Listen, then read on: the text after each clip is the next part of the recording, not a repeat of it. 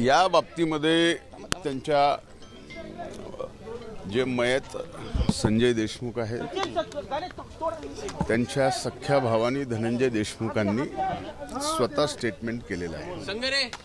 ते स्टेटमेंट केल्यानंतर अशा अतिशय घाणेरड्या घटनेमध्ये माझा संबंध लावणं म्हणजे यांना कुठेतरी या बाबतीत राजकारण आणायचं आहे। मुळामध्ये हा विषय आता सभागृहात आणला आणि आदरणीय मुख्यमंत्री स्वतः यावरती ही घटना का झाली, कशी झाली, याला काय कारण आहेत, कोण जिम्मेदार आहे, आत्तापर्यंत काय चौकशी झाली आहे, किती आरोपी अटक झालेत, किती आरोपी अटक व्हायचे राहिलेत, याबाबतचा सविस्तर शासनाकडून जबाबदारीपूर्वक आदरणीय मुख्यमंत्री मोदी निवेदन करणार आहे। तोपर्यंत आपण थांबावं। म्हणते वाल्मिक कराड तुमचे अगदी जवळचे, त्यांचा पत्ता सुद्धा तुमचा हलत नाही त्यांच्या। एक लक्षात घ्या बीड जिल्हा असा आहे की ज्या जिल्ह्यामध्ये अनेक जण येऊन फोटो काढतात। आत्ता सुद्धा मला 1.5 तास उशीर यासाठी झाला की अनेक बीड जिल्ह्यातले लोक इथे येतात, फोटो घेतात। आता गेटवरही इतर जणांनी फोटो घेतले। आता फोटो घेणारा आता त्याला फोटो घ्यायचा असतो आणि आपल्याला फोटो द्यायचा असतो, त्याचा आग्रह आपल्याला टाळता येत नाही, पण तो त्याच्या वैयक्तिक जीवनात काय करतो याचा संबंध कुठेही आमच्याशी येतच नाही। त्यामुळे अशा घाणेरडी प्रवृत्तीला जे की अशा खून करणाऱ्या लोकांना आम्ही कुठंतरी मदत करतोय, पाठबळ देतोय किंवा पाठीमागं घालतोय, हे आम्हाला असं कधी जमलं नाही।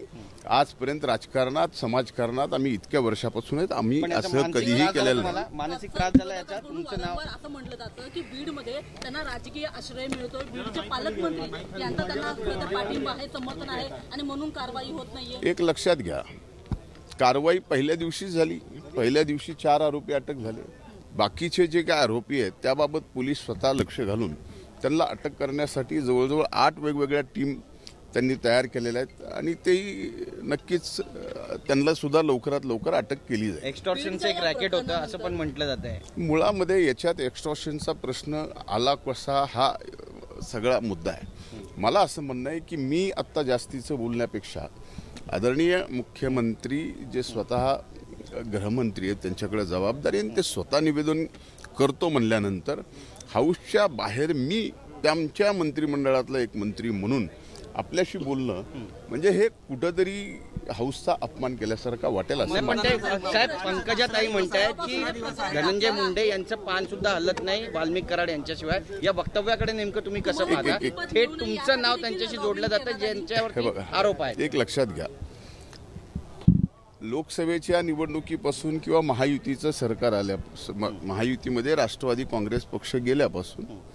ह्या सगळ्या गोष्टी आपल्याला माहिती आहेत की माझा असेल किंवा पंकजाताईंचा असेल, जी खाली काम करणारी जी टीम आहे अशी असंख्य लोकांची टीम आहे, त्यामध्ये एक वाल्मिक कराड आहेत।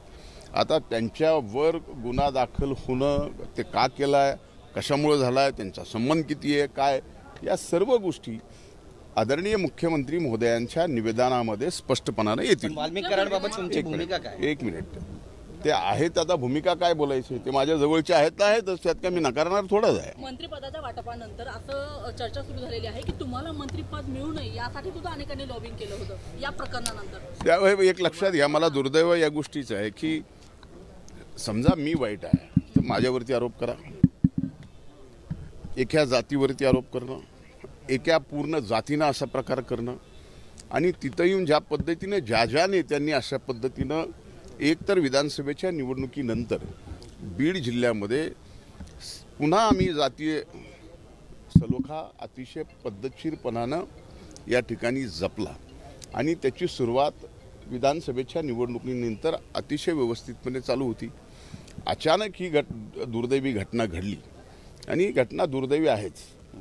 जे खून झाला आहे तो झालाच आहे आणि ज्यांनी केला आहे त्यांना कठोरातली कठोर शिक्षा व्हावी आणि जी कुठली SIT नेमायची, CID नेमायची, आणखीन कुठल्या नेमायच्या त्या बिलकुल नेमाव्यात आणि ज्यात जे कोणी असतील त्याच्यामध्ये बाहेर यावेत आणि त्यांना शिक्षा व्हावी या मताचा मी आहे। पण पूर्ण जिल्ह्याला बदनाम करणं, जिल्ह्याला बिहार म्हणणं दोन समाजामध्ये वाद तेट निर्माण करणं हे कुठल्याही राजकीय प्रतिनिधित्व करणाऱ्या व्यक्तीला मला वाटतं की त्यांनी त्याची तेवढी काळजी घेतली छगन पाहिजे. भुजबळ यांच्या नाराजीनंतर अजित पवारांच्या फोटोला जोडे मारण्यात आले, याच्याकडे तुम्ही कसं बघता? नाही, ही बाब दुर्दैवी आहे. म्हणजे हे बघा, कोणीही राजकारणामध्ये नाराज असू शकतं, पण खालती कार्यकर्त्यांनी आमच्या राष्ट्रीय नेत्यावरती जोडे मारणं, ह्या सगळ्या गोष्टी करणं, हा जरी राग असला त्यांच्या मनात तरी आपण शेवटी ते कुणावर व्यक्त करतो हेही महत्वाचं आहे. छगन साहेब, पण पक्ष तोडते. छगन भुजबळ म्हणाले बिलकुल नाही, जिथे नाही चैन वहां नाही रहना, याकडे कसं पाहता? ते गाणं चांगलं आहे.